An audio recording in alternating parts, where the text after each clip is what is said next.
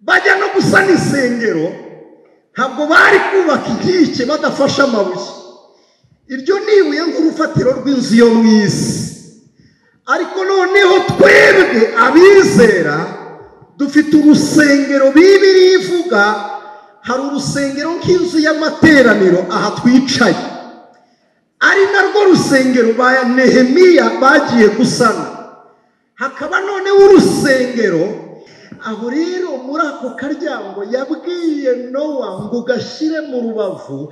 Ageze i Gorigota bamucamo bateramo icumu hagati y'imbavu, batera mu rubavu rw'ibumoso aharinganiye n'umutima. Bibiri umuririmbyi yaravuze ngo amvira amaraso yo mu mutima we. Ndagira ngo tuganire ku nkike zifata urusengero rw'imbere. Ijwi ry'umukanguzi. Igitabo cya Nehemiya nk'uko turi kubibona, Nehemiya gice cya 2, turasoma umurongo waho wa 17. Nehemiya igice cyaho cya 2 umurongo waho wa 17. Hari umutwe w'ijambo haravuga ngo Nehemiya akomeza abantu ngo bubake. Umurongo wa 17 haravuga ngo mpera ko ndababwira nti ntimureba ko tumeze nabi, ko i Yerusalemu habaye amatongo n'amarembo yaho akaba yarahiye. Nimuze twubake inkike Yerusalemu tutaguma kuba igitutsi. Mbabwira ukuboko kw'Imana yanjye uburyo kwangiriye neza, mbabwira n'amagambo umwami yambwiye. Baravuga bati nimuhaguruke twubake. Nuko biyungamo bagira imbaraga zo gukora uwo murimo mwiza. Amen. Akire neza iri jambo ku bwa Kristo Yesu. Dushimiye Imana itwemereye kuba muri aya materaniro. Abantu tutaziranye tubonanye ari ubwa mbere. Nitwa Niyomugabo Aniseti, ndi umupapa, mfite madamu n'abana, ndi umukristo, nsengera ku itorero rya ADEPR muri paruwasi ya Remera. Ngize umugisha. Dushimiye by'umwihariko abayobozi batwemereye ko duhagarara hano, ariko ndi imbere yanyu ntabwo nabura gushimira mwene data Emmanuel. Mane muhe umugisha, ni umukristo mwiza watwereye imbuto ku rwego nta muntu yatumira ngo amubwire ngo hoye.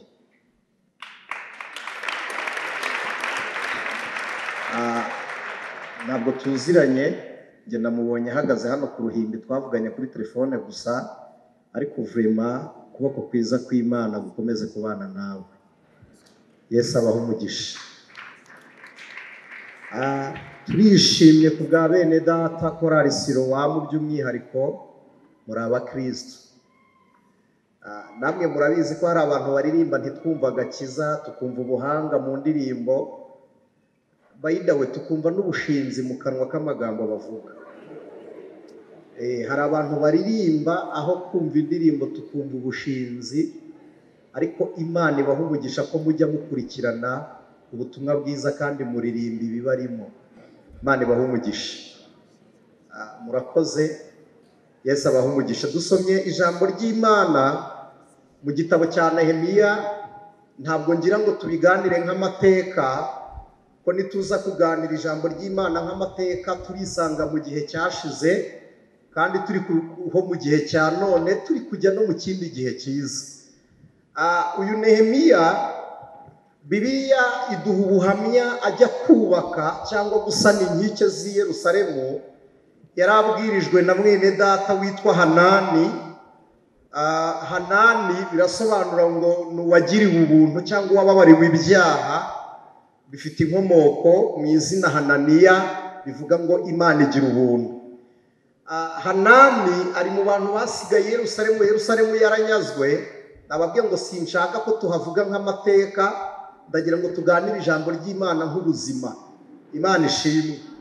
Yerusalemu inyagwa, muribuka ku ngoma y'umwami Ezekiya, abantu benshi dukunda kuvuga amateka ye. Yararwaye, Bibiliya ntivuga icyo yararwaye, ariko ababibyize muri teoloji barabizi. Yarwaye igisebe agera ku rwego kimwe mu kinyarwanda bita umufunzo. Murakizi? Gisebe kibi cyane, gifite amazina menshi, si ngombwa kugisubiraho. Igihe arwaye, Imana ibona ko agiye kuhakura gupfa. Mu kinyarwanda bavuga ubwehe. Reka nacyo tujye tugishyiramo, ko hari igihe tutaza kumenya ikinyarwanda. Hanyuma agiye gupfa, Imana imutumaho umuhanuzi Yesaya, iramubwira ngo genda ubwire Ezekiya ko atazakira, ategeka iby'inzu ye. Ni umwe mu bantu bari bahawe amahirwe yo gukora kugira ngo ahemberwe ibyo akoze uwo mwanya. Iravuga ngo ntabwo uzakira. Nkunda kubona utuntu abantu babazanya ngo ubwiwe ko ejo uzapfa, wabigenza gute? Muzi ko niyo wakimajina imirimo uzakora wahagera utarayirangiza, yaba itarashira. Igihari rero ni kimwe, ni ugutunganya ubugingo ukareba ko muri kote yawe n'Imana nta kibazo. Naho kuvuga ngo nakora ibi, nasaba abantu imbabazi, sinzi ko bose twabagereraho rimwe, ariko icyiza twakiriye za Kristo zababarira byose. Imana ishimwe. Ezekiya akibwirwa ngo tegeka urapfuye, aho kugira ngo ategeke ko agiye gupfa, arahindukira. Yibutsa Imana imirimo, arayibwira ngo hari ibyo nakoze. Abazi histoire y'Abayuda, Ezekiya niwe wazanye iterambere mu mujyi wa Yerusalemu ry'amazi yo kunywa, ibi wasake ikora. Ni wasake, ni Ewasa? Ni wasake, yes. Ewasa ni y'umuriro, wasake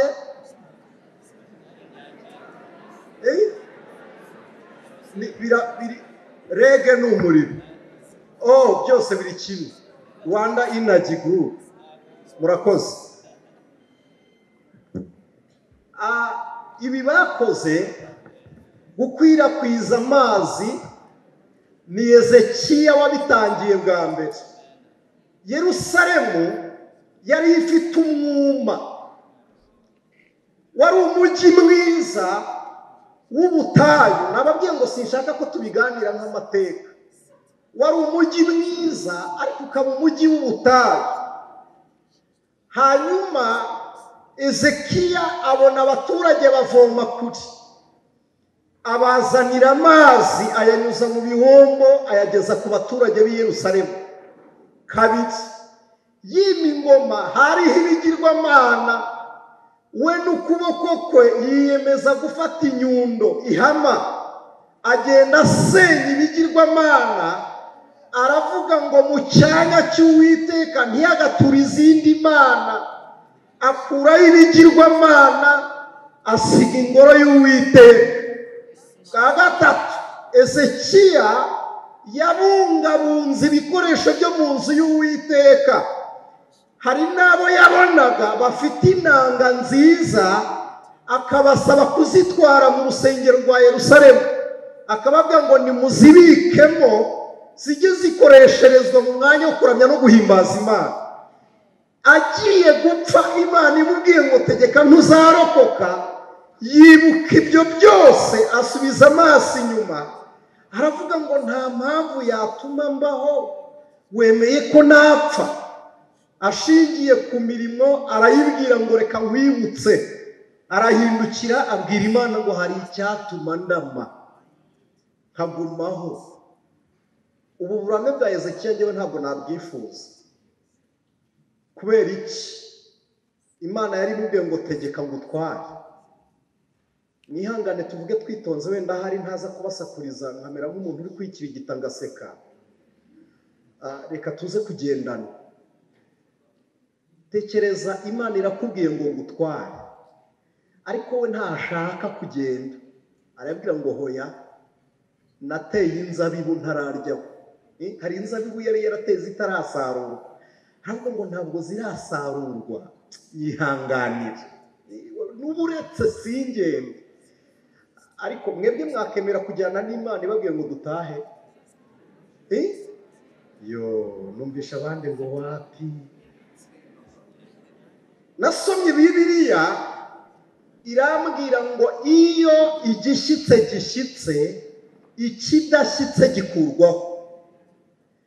Ibintu byose turi gusiganirwa, ibyo mushaka, akazi keza ku bari kwiga, abana ku ngumba, mariage ku basiribateri, inzu ku bakodesha, imodokari ku bagenza amaguru, ibyo byose ntibingana n'ubugingo buhoraho. Byose ibyo mwita amashimwe y'imirimo igaragara hano, abizera n'abatizera turabisangiye. Ariko none amashimwe abizera dufite tudasangira n'abatizera, nuko dusiganirwaho Yesu ari. Ibyo rero ubwo dusiganirwaho Yesu ari, birasobanuye ngo ntabwo azareba ngo ukoze kuri drapo nationale uri kurahira ugiye kubana n'uwo mugiye gushakana. No, impanda ya Kristo izarusha ijwi indahiro yawe. Niwumva impanda wibagiye ko hari umuntu mwazanye mu murenge, uvuge ngo nditaba Kristo. Impanda ya Kristo izarusha ijwi ry'uruhinja ku muntu w'ingumba. Uruhinja ruvutse rurira, impanda nivuga uzibagirwa ko ruri kurira. Wumva ijwi rya Kristo. Rero nta kintu na kimwe kiriho kiruta abizera kubana na Yesu. Nta kiriho, nta gihari, nta cyabayeho, nta kizaba, nta n'icyo dutegereje kubana na Kristo. Haleluya!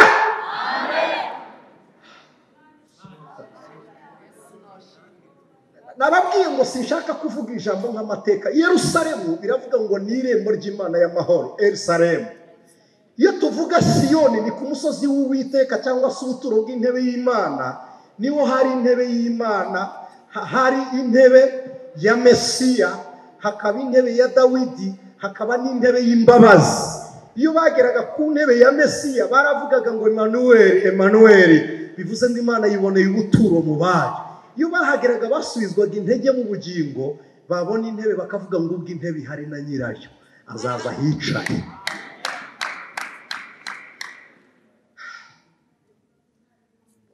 Habaga intebe ya Dawidi, byari bisobanuye ngo Imana ikomeje isezerano ry'ubwami ku ntebe ya Dawidi. Hari intebe y'imbabazi. Mujya mwumva Pentekote, Pasika, hari n'umunsi mukuru mu gihe burayi bawita Suka. Iyo Abisiraheli bageraga mu rusengero rwa Yerusalemu ku munsi bita Suka, niho bizihizaga gutaha urusengero. Uru rusengero rwa Yerusalemu, ariyo mpamvu nababwiye ngo sinshaka kuhavuga nk'amateka, rushushanya igihe tuzamburwa ingando ipfa tukambara kudafiteka, igihe tuzamburwa umubiri. Yohana yarabivuze, aravuga ngo bakundwa, ubu twebwe turi abana b'Imana. Aravuga ngo uko tuzasa ntabwo kurahishurwa, ariko icyo tuzi neza Yesu niyerekanwa tuzahindurwa duse nawe.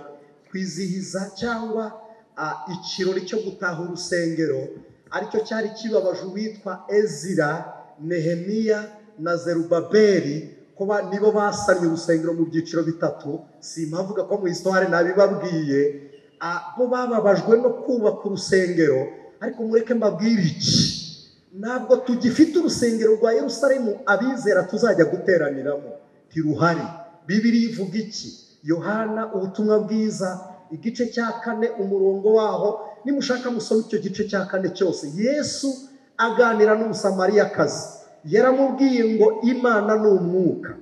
Aravuga ngo abasenga data bakwiriye kwisengera mu mwuka no mu kuri. Aravuga ngo igihe kizaza bari Gerizimu, abwira umusamariya ngo ubwo abasenga data bazaba batagisengera data ku musozi wa Gerizimu.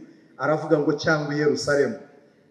Bene data baza amateka ya Islamu, nicyo cyatumye bashyiraho iswara ryo mu musigiti wa Maka, bisobanuye ngo ubwo Yerusalemu na Gerizimu havuyeho ngo bazajya basengera i Maka. Ababizi, Yakobo arota, yararose yisegura ibuye, murabyibuka. Amaze kwisegura ibuye mu gitondo, araryimika risiga amavuta, aravuga ngo aha hantu habaye amarembo y'Imana yanjye. Muhammad sallallahu alaihi wa sallam nawe ubwe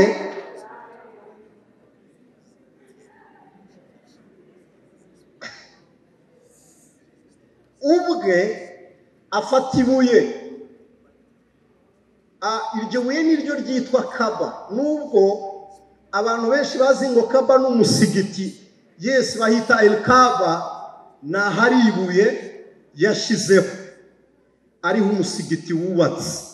Mu ntega amatwi mu nyumve, abayisilamu bose n'abari i Maka basenga bareba muri Kaba.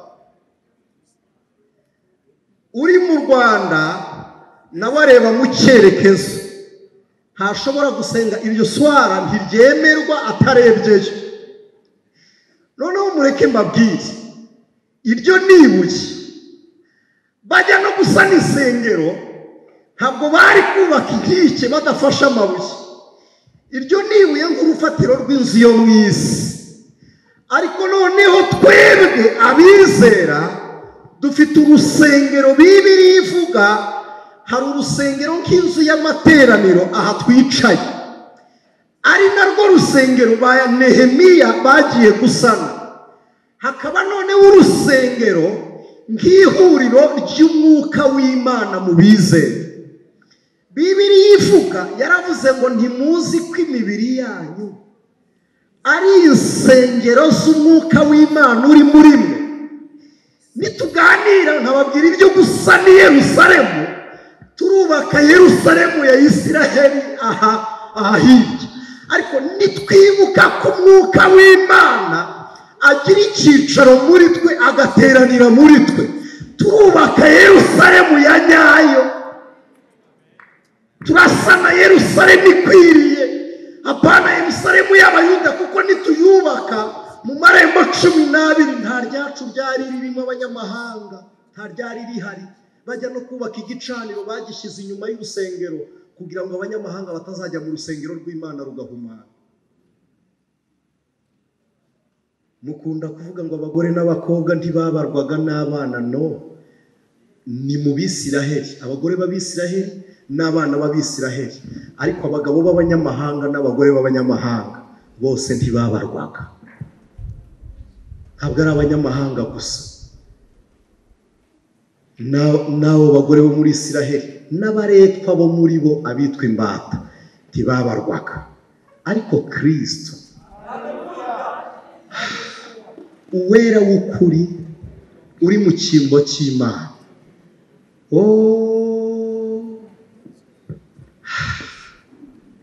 nasomye ijambo Imana ibwira Nowa. Yaramubwiye ngo bazi inkuge, mu rubavu rw'iyo nkuge ushyiremo akadirishya.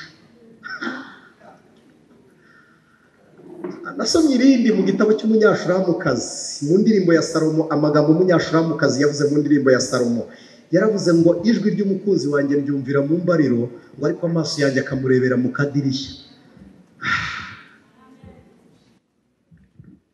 Akadirishya ni iyerekwa. Turebeye mu muryango twakinjira tugakomeza ntitugaruke. Ubundi Enoka yarebeye Imana mu muryango arinjira, arakomeza, n'uyu munsi ntaragaruka. Ariko twebwe duhagarara mu kadirishya tukareba ibiriyo turi inaha. Birasobanuye ngo ni ukurunguruka. Haleluya! Tureberayo mu kadirishya tukabona mu migambi y'Imana, tukavuga ngo Imana iravuze. Ni mu kadirishya turebera, mu mbariro tukahumvira ijwi. Aho rero muri ako karyango yabwiye Nowa ngo gashyire mu rubavu. Ageze i Gorigota bamucamo, batera mu icumu hagati y'imbavu, batera mu rubavu rw'ibumoso aharinganiye n'umutima. Bibiliya umuririmbyi yaravuze ngo amvira amaraso yo mu mutima we. Ndagira ngo tuganire ku nkike zifata urusengero rw'imbere. batera icumu mu rubavu rwa Kristo, havamo amazi avanze n'amaraso. Biyoloji tubwira ko iyo umuntu apfuye, murabizi amaraso ntiyongera gutembera, aravura, sibyo? Iyo ari kuvura yicangura n'amazi, ko mu maraso harimo iriya kara mubona, hakabamo ibinuri twita glycerine, sibyo? Amavuta, hakabamo n'amazi. Iyo umuntu apfuye, amavuta atera ya maraso kuvura, amazi akicangura. Kuko rero umutima ari ryo huriro ry'ayo maraso, ntiyongera kuyapompa ngo agende. Umutima, amaraso iyo umuntu agiye guca yiruka ahura, umutima ukurubwira ngo wongere uyasunike, ukabura imbaraga, ugaca ukagumishaho. Amaraso arimo ahita areka, amazi akajya ku ruhande, aricyo gitangira kwitwa kubora. Kristo amaze guca, umujura plito umusirikare yaje kumwica, asanga yapfuye kare. Haravuga ngo ntabwo nagenda gutyo gusa, haravuga narinje kukwica none wiyishe, ntabwo nagenda gutyo, narinje kuvuna amaguru ngo nkwice. Haravuga ngo sinabikora, kandi sinavuna igufwa ry'uwapfuye urubanza rwanjyaho.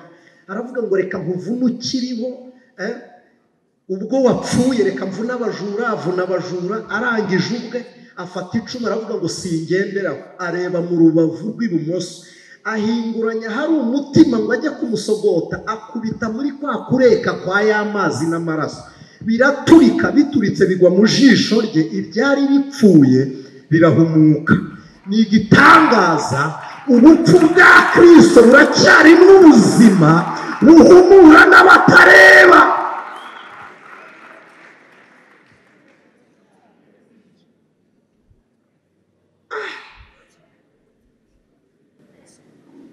Abantu muzi amateka, Adolf Hitler yakoresheje iri cumu ryatewe mu rubavu rwa Kristo, yararigiraga, niryo yakoreshaga.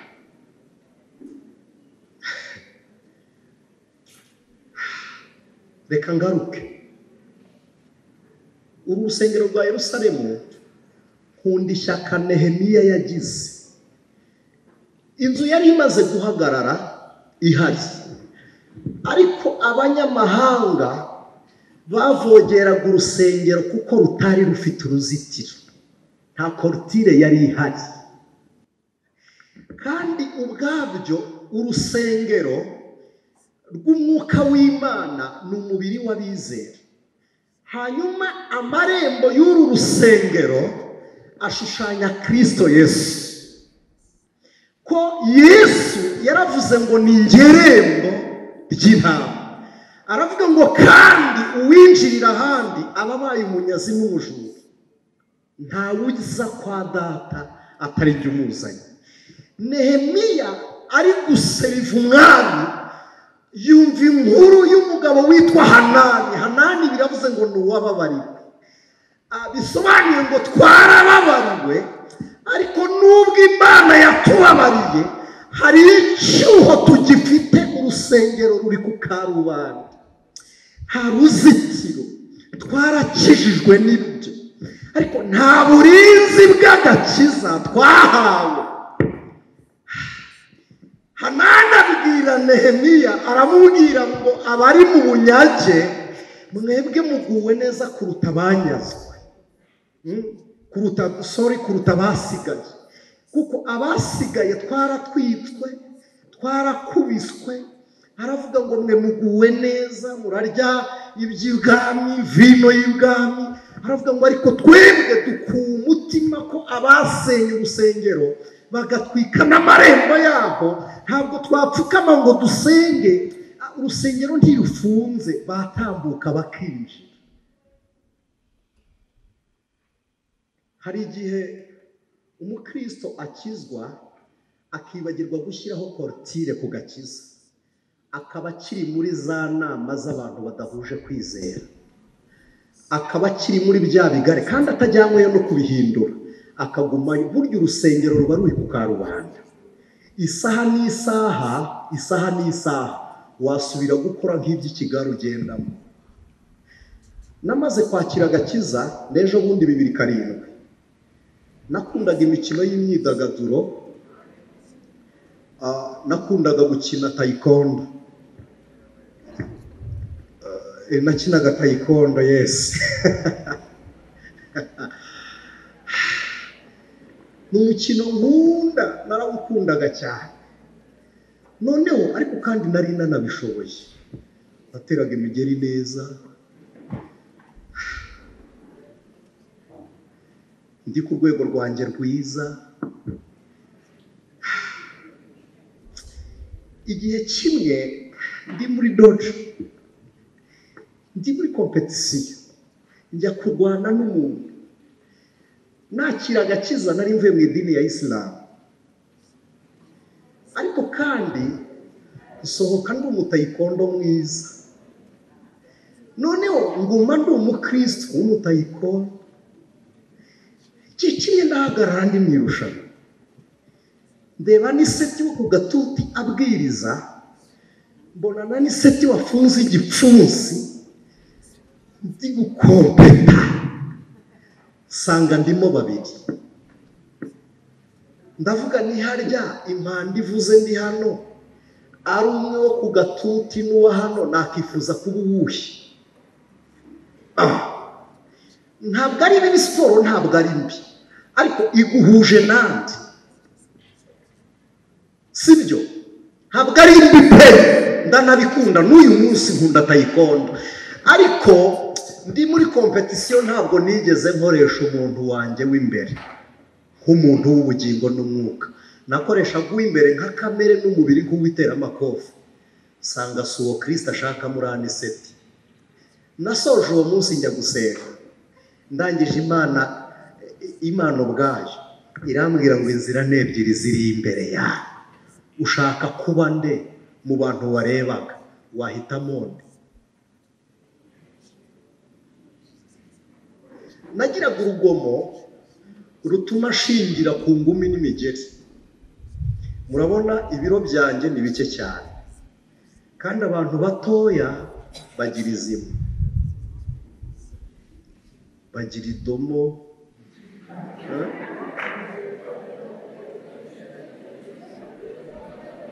Uzi kuba uri mutoya,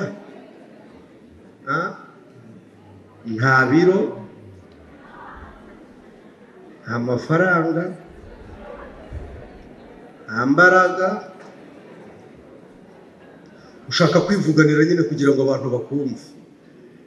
Ngo wumva wakivuganira ngo abantu bakumve. Noneho umuntu twavuganaga nkumva nsuzuguriye uko ungana, namwe n'ubu nakudiha, ubu naguhonda, kandi naguhonda. Kamere yanjye yahura niye tugashiduka twateranya ibipfunsi, kandi nkanamudiha. Nje kureba sanga urusengero ntabwo ruzitiriye, ruri ku karubanda. Urusengero ntabwo rukingiranye. Imitekerereze yacu ni ukuri dufite byinshi dutekereza ku rugero rwa buri muntu wese, ariko iyo mitekerereze ikorana na Kristo gute? Uburyo bwo kurinda amagambo tuvuga n'imikorere y'imirimo yacu nibwo buryo bugaragaza ko urusengero rwacu rwubakiwe korutire. Nehemiya yasanze rutazitiye, aravuga ngo ndanyura he? Anyuze mu irembo ry'Ikiyoka, ngo abura ahantu yinjirira mu irembo ry'imyanda, ngo asanga imyanda irahari. Byari bisobanuye iri rembo ni irihe? Banza wihame umenye ibyaha byawe. Ni mu irembo ry'imyanda niho basohorera imyanda y'i Yerusalemu. Ariko kandi mbere yo kujya i Yerusalemu, Bibiliya iravuga ngo yasibiye gatatu. Ngeze ku musozo kugira ngo dusenge. Yarabanje asibira gatatu. Uyu mwanya w'iminsi 3 Nehemiya yasibiye ushushanya ubutatu, ariko kandi mu buryo bw'umuntu, umuntu w'imbere wacu w'ubugingo abanza asabane n'Imana, na kamere ubwayo ibanze itozwe, kandi n'umubiri. Ngo arabanza arasibira, aravuga ngo ntabwo ari umubiri ugiyeyo, ntabwo ari kamere. Ubu buryo ni bumwe umunyarwanda yavuze ngo ujya kuvuga arabanza akazunguza ururimi mu kanwa, ngo nkora icyo ngomba gukora, arabanza arasibira, aravuga ngo ndabigenza gute kugira ngo njyeyo. Arangije ajya imbere y'umwami, aravuga ngo ntabwo ndibureka akazi kanjye, ndajya imbere y'umwami ariko kandi mu mutima afite intego yo gusana i Yerusalemu. Ngo yegere umwami, agahinda ka Nehemiya ngo kagaragara mu maso y'umwami. Mu gihe umwami arebye Nehemiya aravuga ngo nubwo uri kunseriva, nubwo uri kungaburira, ariko urababaye, kandi uwo mubabaro ntabwo ari uw'umuntu wawe w'inyuma, ni uw'umuntu w'imbere. Nehemiya, uyu mubabaro umuntu wawe w'imbere afite ni uwuhe? Nehemiya aramubwira ngo nubwo turi hano ibwami, amarembo ya Yerusalemu yabaye amatongo. Aramubwira ngo kandi n'ibituro bya ba sogokuruza byarasenywe, nta rwibutso rw'abantu bakoreye Imana dufite. Aravuga ngo rwarasenyutse. Aravuga ngo ariko mwana, nkugiriyeho umugisha, wanyemerera nkajya gusana. Imana ishimwe bene data ko mubona umwanya wo gusenga, mukagira umugisha wo gusenga muri no mu masomo, mukiga mu bigo bya gikristo. Uyu mwanya nibwo ngize igikomere cyo kwicuza nagize, niga ntabwo nize mu bigo bya gikristo. Nashoboraga no kumara imyaka 6 ntarahura n'umukristo. Niberaga Palestina, Gaza niho nize. Natoreraga iswara kuri masjid ya Al-Aqsa, niho Salomo yubakiye, yari yarubatse uru rusengero. Uzi kubaho nta byiringiro by'ibizaba? Ndashoje kugira ngo nsenge. Uzi kuba mu materaniro atari n'indirimbo, baririmbye mufite umugabane mwiza. Ntabwo nzi kuririmba, ariko numvise ejo bundi hari umuntu wambwiye ngo hari ahantu babyigisha, nzajyayo byanze bikunze. Mu musigiti nta ndirimbo zihaba, reka da, baratubwiraga ngo kuririmba no gusakuriza Imana. Ariko kandi mu rusengero rwa Yerusalemu habagamo amatsinda 24 Dawidi yari yarashyizemo. Buri saha habaga harimo timu nshyashya iri kuramya gahimbaza Imana. Kandi namenye ko ari wo murimo utazashira, tuzaririmbira Imana. Tuzaririmbira Imana, tuzaririmbira Imana. Imana ishimwe.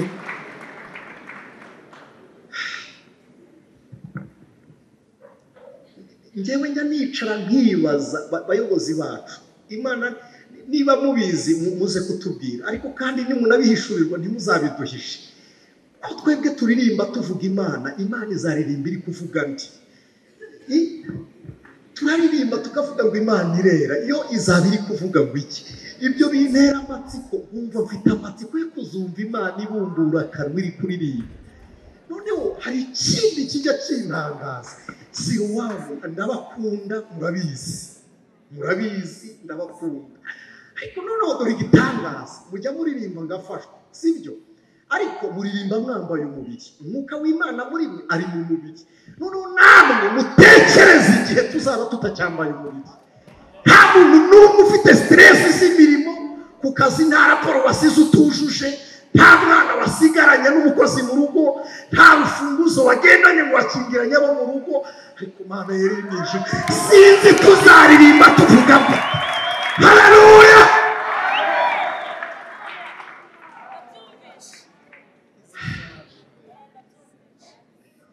Ntabwo tuzaririmba dufite stress ya examen, no. Nta gusenga, oya, nta stress ya examen izaba ihari, oya, ntayiyo.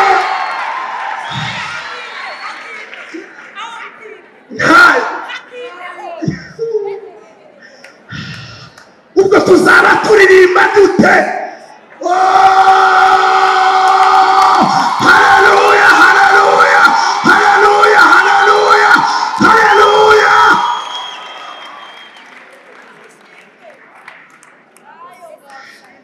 Ntabwo tuzaba twambaye umubiri dushyiraho agapfukamunwa, reka da tuzaba dusa na Kristo, tuzaba dufite ishusho ya Yesu, tuzaba twambaye ubwiza bw'Imana.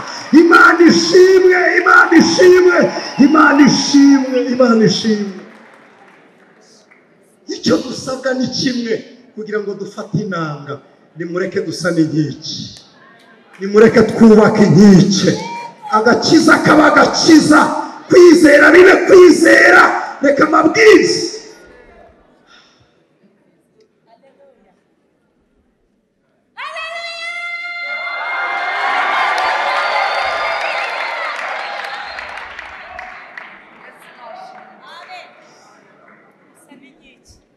Mureke dusa n'inkike. Umubiri wacu urindwe dusa n'inkike. Mu magambo tujya kuvuga dusa n'inkike, asa n'inkike. Imana ishimwe.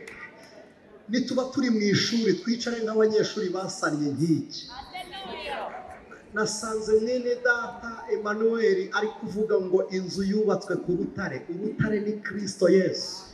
Petero yaravuze ngo niba mwarasogongeye mukamenya ko umwami wacu Yesu Kristo agira neza, ngo nimumwegere, niwe buye rizima, ngo ryari ryaranzwe n'abubatsi, ariko ku Mana riratoranwa rishyirwa mu mfuruka aho mu ihuriro ry'inzu, ngo rishyirwa mu mfuruka kugira ngo rikomeze icyubakwa.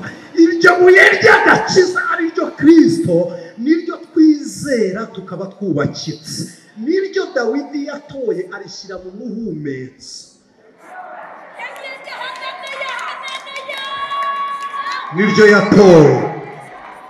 niryo yatoye arishyiramo. Ni ibuye rishushanya agakiza. Nimusoma Eliya ari ku musozi wa Karumeli, yatoye amabuye 12 ayashyira mu izina ry'imiryango 12. Nimukurikirana amateka Bibiliya igice cya 2:17 byahishuwe, unesha nzamuha kurya kuri manu yahishwe. Muhe n'ibuye ryera ryanditsweho izina rishya bitazwi n'umuntu wese keretse umuntu urihabwa. Ndagira ngo dusenga n'Imana. Yohana yerekwa we yabonye amarembo y'ijuru, aravuga ngo hari ibuye rya simaragido, ngo hirya yayo hari sarudiyo, hirya ya sarudiyo ngo hari yasipi, hirya ya sipi ngo hari sapiro. Ariko Mana we,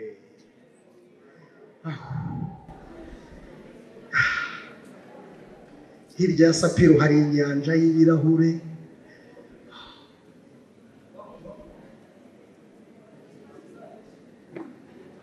Nta sitarago zizabayo nk'izi Kigali.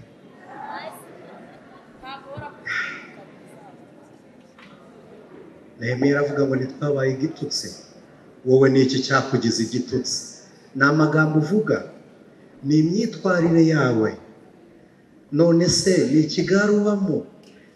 Aravuga ngo ntimureba ko tumaze kuba igitutsi? Aravuga ngo nimuze twubake. Ni hehe wumva wowe wabaye igitutsi? Aba ariho twubaka. Ikiza cy'ijambo ry'Imana, umuntu wawe w'imbere umusura rwihishwa. Ujyayo utanyuze hano, udaciye ku gatuti mu bitekerezo gusa. Usura umuntu wawe w'imbere mukicarana ku ntebe yitwa ibikorwa byawe. Noneho reba aho wasenye, aba ariho twubaka. Ni mu magambo. Reka turebe uri ku gitanda cyawe nijoro, dusa n'ibiki. Reka turebe umuntu wawe w'imbere mu nzozi urota, dusa n'iki. Reka turebe kuri chat zawe,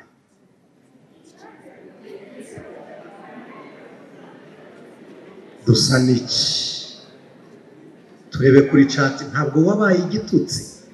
Reka dusure WhatsApp, reka dusure Facebook,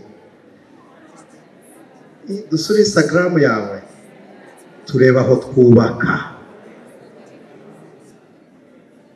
Noneho nshuti y'umusaraba, wowe wa none uri hano ku ishuri, nawe weje usoje kwiga hano uzaba urindi. Nigeze nsenga amasengesho yambuza uko ngira, kuko ntaho mfiteho kujya nkajya gusenga, ntacyo mfite cyo gukora nkajya gusenga. aho ntiwabuza kuko ikigo wigamo ariyo ntego. Nyuma ya nonaha ushaka kuba umuntu wubakitse gute? Reka mbinginge mwegere hejuru dusenge.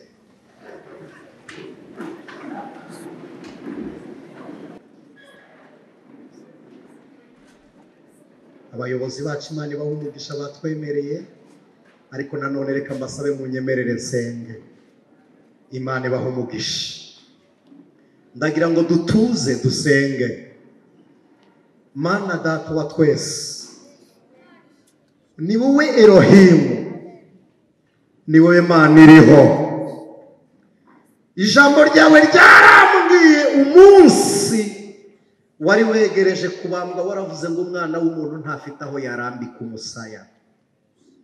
None twebwe mu mitima yacu turibajije ngo ufite aho waryama, inkike zirubatse, ufite aho waruhukira. Ndagusabye kugira ngo amagambo y'umunwa wacu wongere uyakarume, usa n'inkike mu mitima n'intekerezo, mu bikorwa wongere udusane Mwana, kugira ngo tube twubakitse, urusengero rwe kujya ku karubanda. Ijambo ryawe ryarambwiye ngo imibiri yacu ni insengero zawe. Uyu mubiri wacu wigishe gukora ibijyanye n'ibitunganye byawe Mwana. Akanwa kacu kavuga ibitunganye, turirimba ibitunganye, dusenga bibe bityo. Mwami turakwinginze kugira ngo Yerusalemu yacu yongere yubakwe. Ni twebwe buturo bwawe, ujye utura muri twe, natwe tukaba muri wowe. Nibwo dusaba ukatwumva. Ngwino wongere usane Yerusalemu yo muri twebwe, kugira ngo tube twubakitse, uburyo butuma ijwi ry'impanda nirivuga tuzakumva, tukazamuranwa n'abera bose. Tugusenze tugushima ku bwawe none n'iteka ryose Yesu Kristo. Amen. Yesu abaho umugisha mu izina rya Yesu. Ijwi ry'umukanguzi.